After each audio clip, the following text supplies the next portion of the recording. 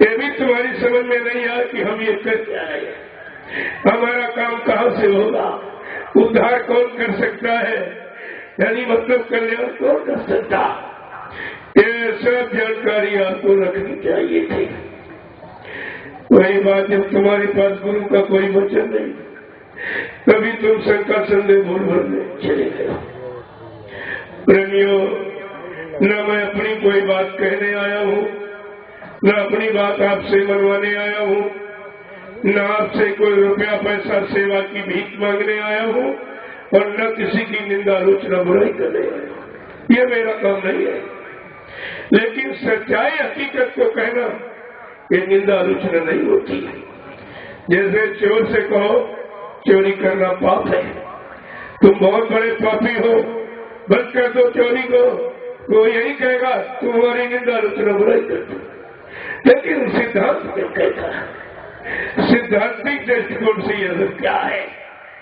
अच्छाई बुराई बताने के लिए स्कूल कॉलेज खोले गए, अच्छाई बुराई बताने समझाने के लिए थाने कचहरी कोर्ट न्यायालय बनाए गए, और ये तो संतों का दरबार है। यहाँ से तुमको सत्य ही चर्चा मिलेगी, लेकिन सत्य कड़वा होता है। जैसे दवा कड़वी होती है लेकिन रोग का पूर्ण निवारण कर देती है, ऐसे संत वचन स्वार्थी, लोभी, लालची और भोगियों के लिए कड़वे लगते हैं, लेकिन सारी समस्याओं का समाधान कर देती है। ये आपको सब ध्यान करके रखना चाहिए। जिस सदगुरु दयाल ने इस सृष्टि में अनोखा काम किया, इतना बड़ा प्रचार प्रसार, चाहे रामकृष्ण को ले लो, चाहे ऋषि मुनि योगी महर्षियों के इतिहास को उठा लो, चाहे 750 वर्ष में कबीर से लेकर जितने संत महापुरुष आए, इनके इतिहास को उठा लो, इतनी बड़ी मेहनत इन जीवों को जगाने में, इनको सतपथ के रास्ते पर खड़ा करने में किसी ने नहीं की है, जैसी बाबा ने गुरुदेव महाराज ने की। और आपने उनको बड़ा गुरु भी बनाया, लेकिन लाभ कुछ नहीं ले पाए, क्योंकि गुरु नाम को नहीं समझ पाए, गुरु शक्ति को नहीं समझ पाए, और न गुरु भक्ति तुम कर पाए, तो लाभ कोई हमसे मिलता। इसलिए सदगुरु दयाल के उन निर्लोभ वचनों को, उन वादों को, संकल्प और प्रतिज्ञा जो देश समाज को नई दिशा देने के लिए, नव युग निर्माण के लिए और विश्व परिवर्तन के लिए जो उन्होंने आवाज लगाई है, मैं उनके एक एक वचनों को आपके सामने रखने आया हूँ और आपसे पूछने आया हूँ। अभी तो मैं केवल इशारा कर रहा हूँ, जानता तो सब हो, लेकिन बताऊंगा नहीं होगा, उतना ही बताऊंगा जिससे तुम जाग जाओ, खड़े हो जाओ, सुमरन ध्यान भजन में लग जाओ और सेवा में लग जाओ। इतना ही तुम्हारे लिए पर्याप्त है। इसलिए उनके एक एक वादे वचनों को बड़ी सावधानी के साथ सुनिए। आप बाबा जय गुरुदेव जी महाराज ने कहा, मेरे सत्संग वचनों को बड़े संभाल के रखना, जैसे लोग रुपया पैसा सोने चांदी हीरे जवाहरात को गांठ में बांध के रखते। अगर बच्चा मेरे सत्संग वचनों को तुमने कहीं बुला दिया, तो मेरी दुआ दया के भंडार से तुम करोड़ों को पीछे चले जाओगे। कहा था, ये सूरज पूरब में निकलता है और पश्चिम में डूबता है, ये प्रकृति का आदिकाल का नियम। प्रकृति भी अपने नियम को बदल दे, सूरज बजाय पूरब के पश्चिम में निकलने लगे, तुम इसको भी मान लेना, और ये जमीन आसमान की जगह ले ले, आसमान उतर कर जमीन की जगह पर आ जाए, तुम्हें भी मान लेना। लेकिन बच्चा जो मैं मंच पर बैठकर बोल दूंगा, वो इधर उधर होने वाला नहीं है। फिर आप कैसे धोखे में फंस गए? क्या उनका मंच का बोला पूरा हो गया?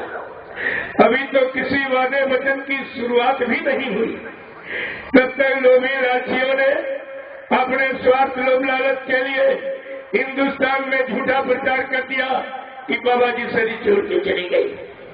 तुमने कहा ये काम कौन करेगा? ये वादे कौन पूरा करेगा? बाबा जी ने कहा बच्चा सतयुग कलयुग को भगाऊंगा, सतयुग को लाऊंगा, सबको न्याय सुरक्षा रोजी रोटी की व्यवस्था बनाऊंगा, सबको शाकाहारी बनाऊंगा, सबकी जीवात्मा को जगाऊंगा, परमात्मा से मिलाऊंगा और अपने नाम जहाज पर बैठा कर इन जीवात्माओं को इनके घर पहुंचाऊंगा। ये काम कौन कर सकता? ये ताकत किसी इंसानी शक्ल में है। तुम्हें तो गुरु का अनमोल वचन बहुत संभाल कर रखना था, तो तुम्हारे मन में शंका संदेह भूल भ्रम गुरु और गुरु के वचनों के प्रति नहीं होती, लेकिन आपने वो काम नहीं किया। तो सारा पूरे गुरु परिवार में एकदम शंका संदेह भूल भ्रम के बादल छा गए। और देखिए, जबकि बाबा जी ने क्या कहा कि मैं परिवर्तन करने आया हूँ, परिवर्तन करके ही जाऊंगा, कोई माई का लाल हमको परिवर्तन से रोक नहीं सकता, न मेरा काम कोई कर सकता है, न हमको अपने काम से कोई रोक सकता है। ऐसी बुलंदी आवाज इस सृष्टि में कभी किसी के इतिहास में नजर नहीं आती है। जैसे समय के सम्राट गुरु ने आवाज लगा दी, प्रेमियों पक्षी की बोली पक्षी पहचान लेता, जानवर की बोली जानवर पहचान लेता। तुम शिष्य होकर के अपने गुरु की बोली नहीं पहचान पाए। ये कैसी आवाज है, कहाँ के लिए है, किस अनोखे काम के लिए हो रही, ये सब जानकारी आपको रखना चाहिए था, लेकिन तुम्हारे पास कोई जानकारी किसी भी तरह की। कहा का बच्चा चाहे जमीन ढह जाए और आसमान फट जाए, लेकिन परिवर्तन निश्चित होगा। गुरुदेव कैसे अनमोल वचन है। यही मतलब देखिए आप, यही पहचान है सदगुरु समृद्ध दयाल की, और कोई पहचान नहीं दूसरी।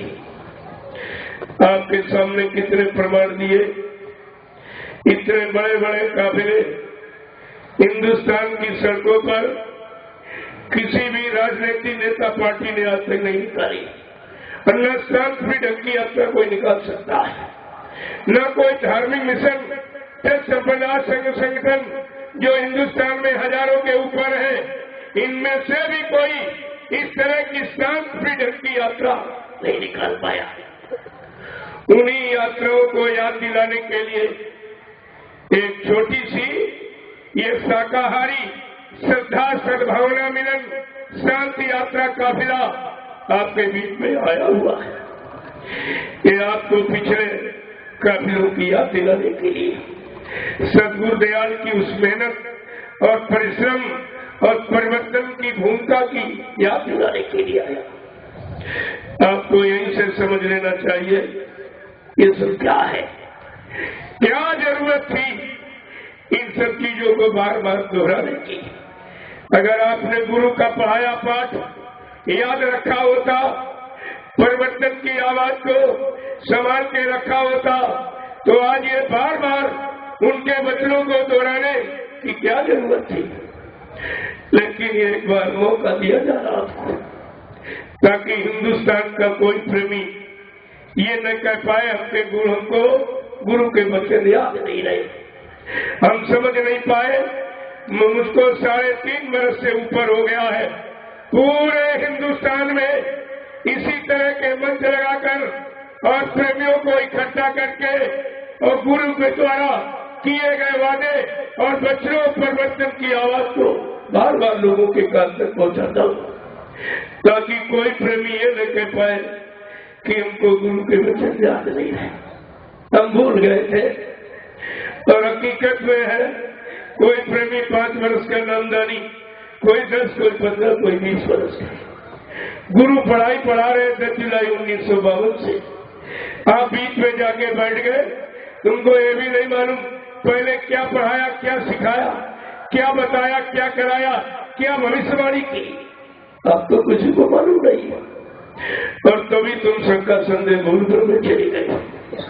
अगर उनके किए गए वादों भविष्यवाणियों को मैं आपके सामने कहना शुरू करूं तो कई महीने और रातें दिन निकल जाएगी।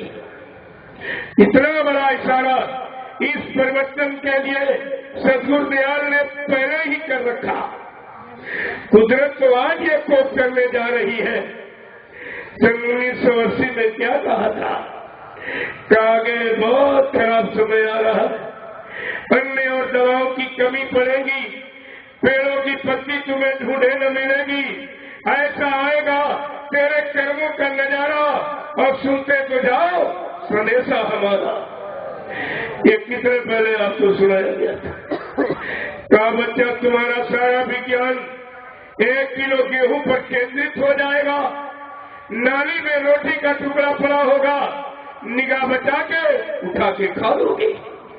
वो दुर्दिन का समय आने वाला है। उसी दुर्दिन मुसीबत आपत्ति संघर्ष के दिनों से बचाने के लिए सदगुरु दयाल ने आपके सामने ये सत्संग चर्चा की थी और जगह जगह घूम घूम पर दरवाजे दरवाजे आवाज लगाई थी। ऐसी आवाज कोई हिंदुस्तान में हमदर्दी की लगा रहा। तुम्हें भी नहीं समझ पाए हो। तुम अपने हमदर्दी को, अपने शुभचिंतक को, अपने रहबर रहनुमा को तुम समझ ही नहीं पाए, जो हमारे हित में, हमारी जीवात्मा के उद्धार के लिए इतनी मेहनत कर रहा, और बिना पैसे कोई रुपया नहीं, कोई दक्षिणा नहीं, कोई सामान। ये काम कोई कर रहा है या पिछले का समय में किसी ने किया है? ये इतिहास तुम्हारी वर्तमान की मजबूती के लिए लिखा गया, लेकिन न तुमने इतिहास की कदर की, न वर्तमान में इनके वचनों की कदर की। इसलिए हमारा सबका भविष्य अंधकार में खड़ा हो गया। इसे प्रकाश में कौन लाएगा? है किसी में ताकत ऐसी? तो बाबा जी ने इतने बड़े बड़े काफिले और काफिलों के ऐसे नाम जो 4 वेद 6 7 18 पुराण 19 उपनिषद और 36 ऋचाएं जो तुम्हारी धर्म चर्चा लिखी गई, उनमें ना ये नाम है और ना ऐसा मुहूर्त है। कैसे अनोखे नाम का बच्चा, दिलकश काफिला, कारवा काफिला, अद्वितीय काफिला, विलक्षण काफिला, दूरदर्शी काफिला, ऐतिहासिक काफिला। और कहा था बच्चा जहां जहां मैंने मंच लगाकर जो जो मैंने संदेश दिए हैं, जो जो वादे किए हैं, परिवर्तन की जो आवाज लगाई है, जब तक ये सब पूरा नहीं हो जाएगा, मैं भारत के एक एक नागरिक से पूछ लूंगा और जनता में बड़े बड़े मंच लगवाऊंगा। फिर भारत की जनता से पूछूंगा कि मैंने जो जो वादे किए हैं ये सब पूरे हो गए कि नहीं। जब भारत की जनता दोनों हाथ ऊंचा करके कहेगी कि बाबा जी सब कुछ हो गया, तब ये बाबा मानने वाले हैं और तभी जाने वाले हैं। ऐसे नहीं, ये आवाज है, इसको आपको ध्यान में रखना चाहिए। और कहा था बच्चा मैं वो गांधी महात्मा नहीं जो चूक जाऊं, उनको गोली का शिकार कर दिया गया, लेकिन मुझको मारने के लिए अभी सृष्टि में कोई गोला बारूद तैयार नहीं। न मुझे कोई मार सकता है, न मुझे कोई धोखा दे सकता है, न मुझे कोई धन दौलत सामान से खरीद सकता है।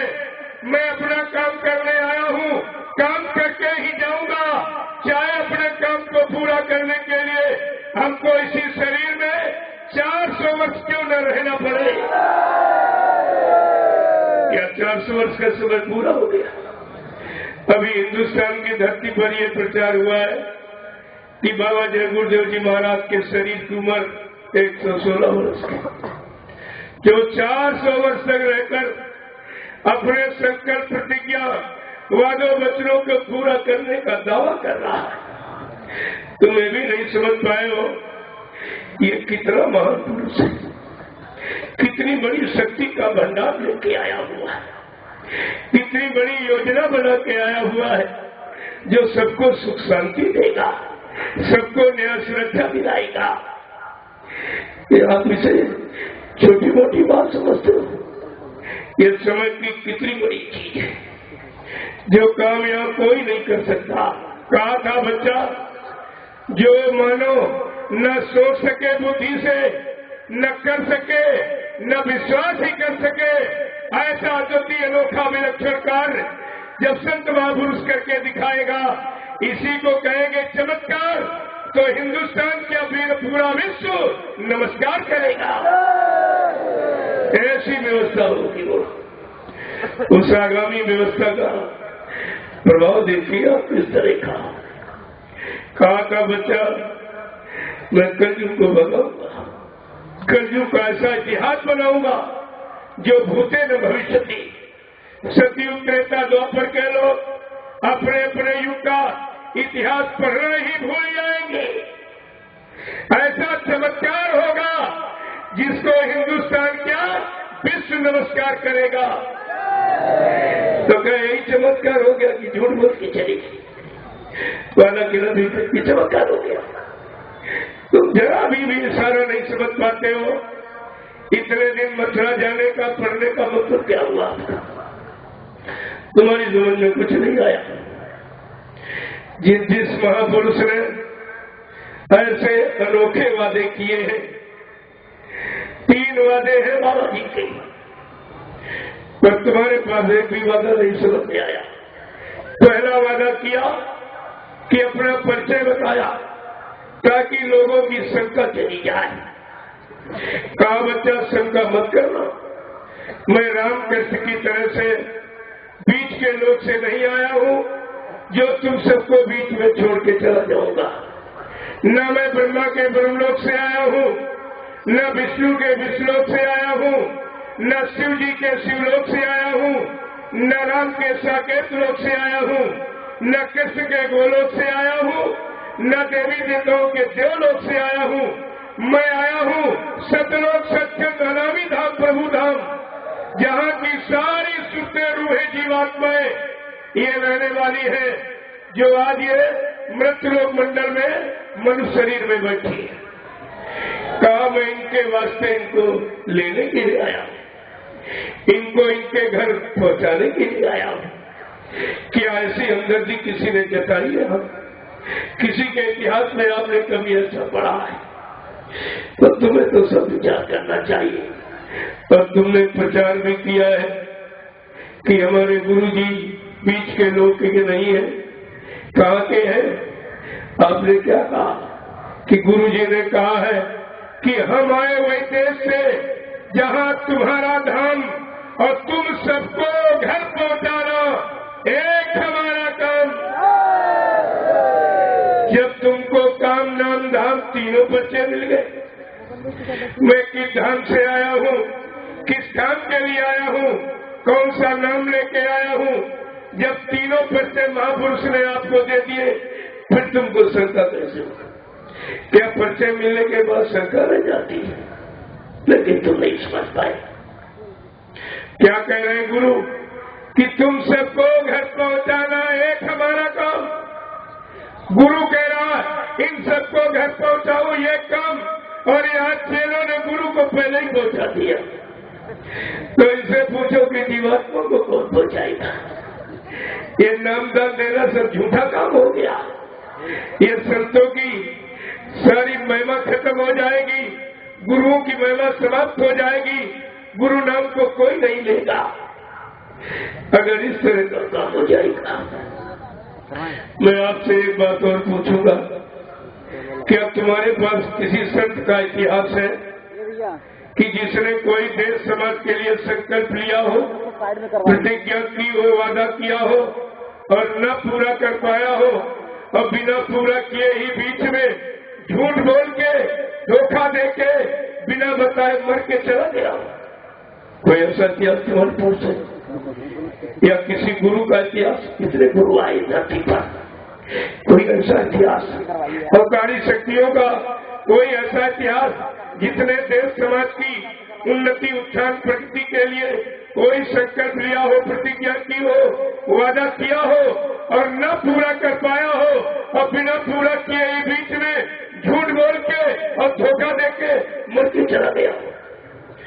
कोई ऐसा किया तुम्हारे पास, फिर आप अपने गुरु के लिए कैसे साइड में अपने समर्थ गुरु के लिए कैसे आप शंका करें? क्या ये गुरु पर कलंक नहीं लगा रहे? क्या ये गुरु को बदनाम नहीं कर रहे हो? क्या उनकी छवि को खराब नहीं कर रहे हो? आप ये कर क्या रहे हो? जब तुम ये कहोगे गुरु जी चले गए तो ये भारत की जनता क्या कहेगी कि तुम्हारे गुरु इतने झूठे थे, हजारों वादे किए एक भी पूरा नहीं कर पाए, 45 करोड़ जीवों को नाम दान दिया, न एक की जीवात्मा जगा पाए, न परमात्मा से मिला पाए। उस समय आप जवाब क्या देंगे? और ये भारत की जनता पूछने ही वाली है। ये तुमसे पूछेगी, तुमने मेरी दीवारें लिख के खराब की, पेड़ पुलियों सड़कों पे लिख के तुमने बताया, पंपलेट पर्चे छपवा के मेरे गांव शहर कस्बों में मेरे हाथ में तुमने पकड़ाए और मेरे गांव शहर कस्बों में खड़े होकर तुमने गुरु का भाषण किया है। आप क्या जवाब दोगे उसको? क्योंकि तुमने भारत की जनता को प्रचार करके बताया है, ये नाम नहीं इंसान का, ये नाम है भगवान का, ये काम नहीं इंसान का, ये काम है भगवान का। तो क्या भगवान का काम इंसान कर देगा? जहां तुम भक्के गए हो कि वो इंसान है कि भगवान है कि शैतान है, तुम्हारी यह भी समझ में नहीं आया अभी तक। एक तरफ कहते हो एक काम है भगवान का, और भगवान का भी एक भी काम की शुरुआत नहीं हुई और भगवान मर के पहले चला गया। तो भगवान का काम क्या इंसान कर लेगा? अगर भगवान के काम इंसान कर लेता तो इस भारत भूमि पर बार बार भगवान को जन्म लेने की क्या जरूरत